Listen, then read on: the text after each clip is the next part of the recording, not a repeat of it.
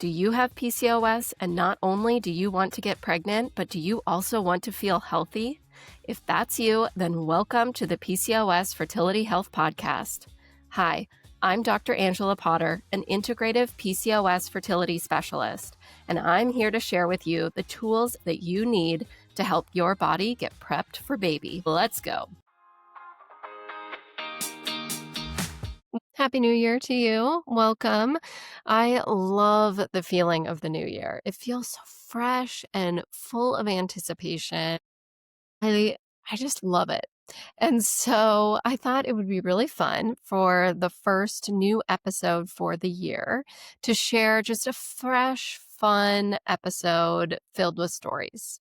So I'm going to share with you 3 real stories of women who have PCOS, have been struggling to get pregnant, and who experience some real radical transformation in their bodies.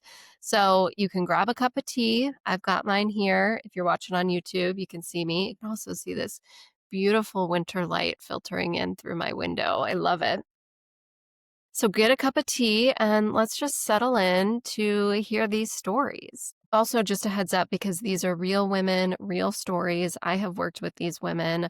So some details have changed and certain specifics I just can't share. So I want to be upfront about that in the beginning. All right. So story number 1 is about someone who had been trying to get pregnant for about 7 years before starting to work with me.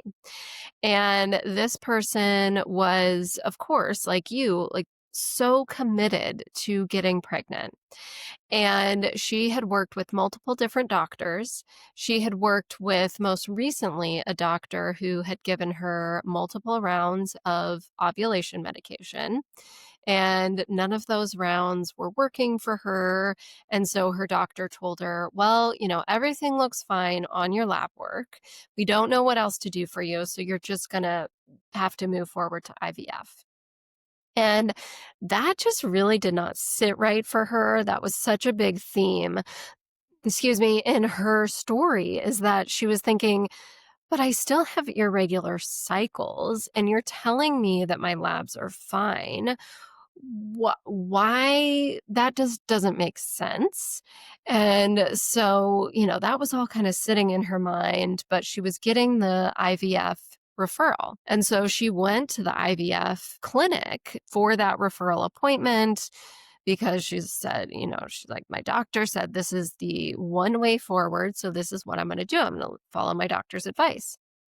But it kept nagging at her. It just wasn't sitting well with her, so that she thought, okay, well, if I go forward with IVF, which is a really big time and financial investment, by the way, if I go into that with still having irregular cycles, like what is different about IVF that's going to help me get pregnant over these medicated cycles? And so she was just really focused on the fact that how is this supposed to happen when my body still does not look like it's in a baby making place? Like my periods are still all over the place. And maybe if I could get my periods regular, one, I would feel better.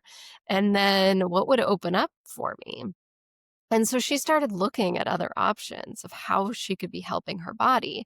And that's how she found me. We started working together, and I helped her get really dialed in on different labs that came up that was like, oh, baby, this has got to be worked on.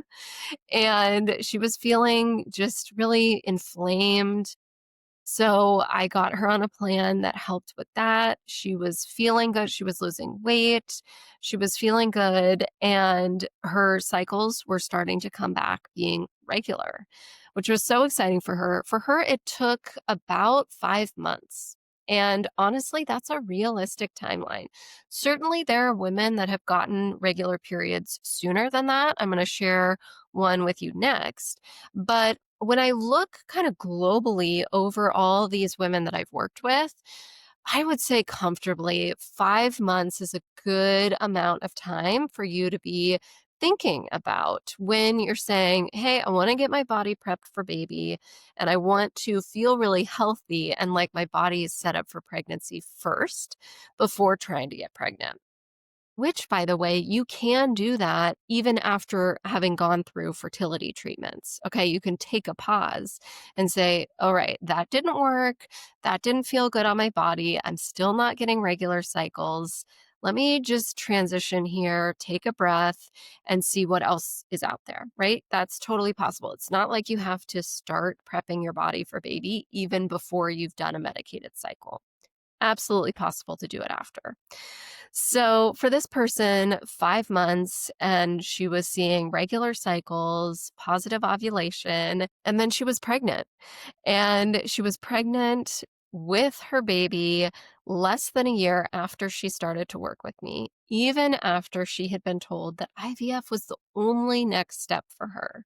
So I am just thrilled for her because she did a lot of work, right? It's a lot of concentration to be making these shifts for the body, but my goodness, does it pay off? So, story number two is someone who had been on the pill for a few years. She came off the pill because she was ready to get pregnant. And so she came off the pill probably about a month before they wanted to start trying because she thought, give myself a month or two for hormones to come back into regular rhythm, and then I should be good to go.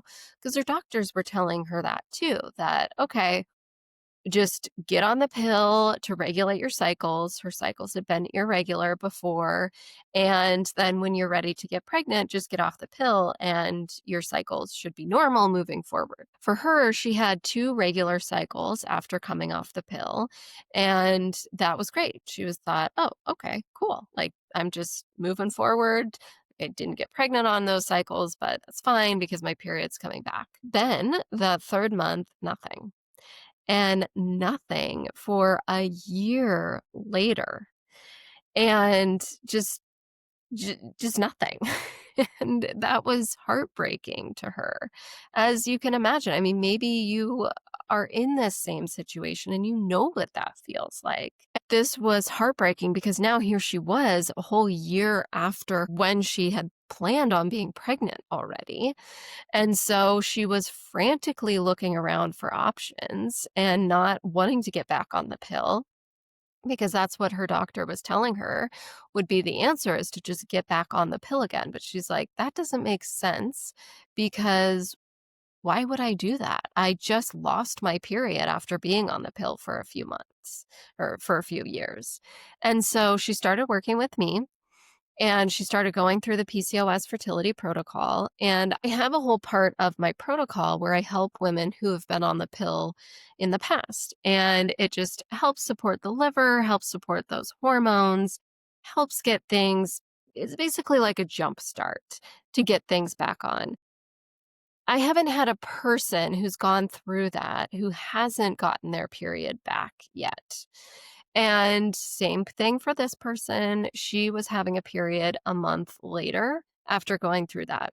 I did labs for her and helped her with her labs. There were things that came up on her labs as far as finding inflammatory markers for her, and she was having some gut issues.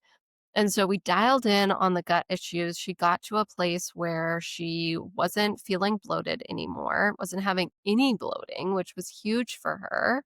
And her digestion was working so much better. And we started working on those inflammatory markers, saw those come down. And for the 4 months while she was working with me, was having regular cycles and she was getting positive ovulation tests. She wasn't yet ready to start trying. So her story is still in process. But I wanted to share with you that story to share that it is possible to get your period back regularly after being on the pill. And that when you want to get your body prepped for baby, it's really important to have that mindset piece of this is going to be a few months. This isn't just that I'm going to go in, get a magic pill that's going to fix everything for my body and everything's going to be ready. No, it's going to take a few months. But for the women who are working with me, and perhaps you resonate with this as well, that they're ready for that they want to feel healthy in their bodies. They want to see these results like regular cycles, positive ovulation tests, getting better energy, getting better sleep, just feeling better and knowing that their bodies are then prepped for baby. For a lot of women that I talk with, pregnancy is absolutely their goal, but there's this hesitation, almost a fear there of if they were getting pregnant now, is their body set up for a healthy pregnancy? Now, of course, as women and people who bring people into this world, we all have to be prepared for a possible miscarriage. There's no way to absolutely cancel out the risk of miscarriage. But I certainly understand these women and where they're coming from because if their cycles are all over the place, how is that egg quality going to be set up for a healthy pregnancy?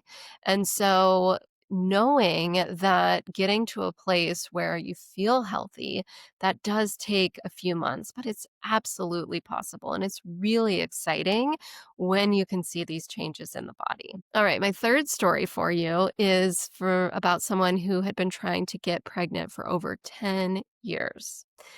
And she had been to multiple doctors. She had been on the pill for a few years before trying to get pregnant. But she had been to multiple doctors. She had been told that, oh, you can't really do anything for PCOS. The only thing that's going to help PCOS is taking medication or going through IVF. And for her, again, similarly, she's like, is that true? I don't know about that. I think there might be something out there that is different. She certainly had tried a lot of things, tried different supplements, tried different diets. And at one point, it was like there was this level of exhaustion of feeling like she tried everything, right? Because she had tried so many different supplements. She tried diet after diet, and nothing was working at this point.